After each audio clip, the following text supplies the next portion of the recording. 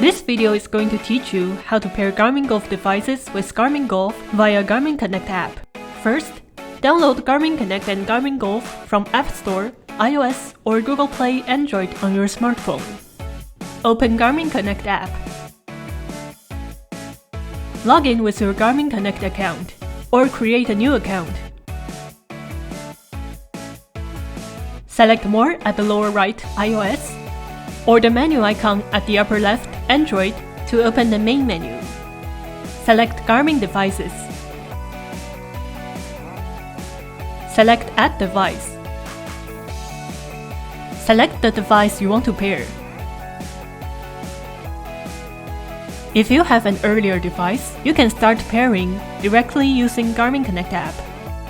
Select Start and follow the instructions to complete pairing.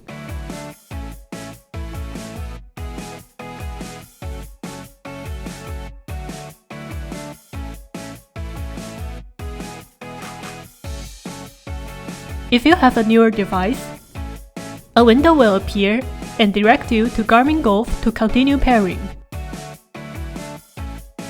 Select Go to Golf. Select Start on Garmin Golf. Follow the instructions to complete pairing.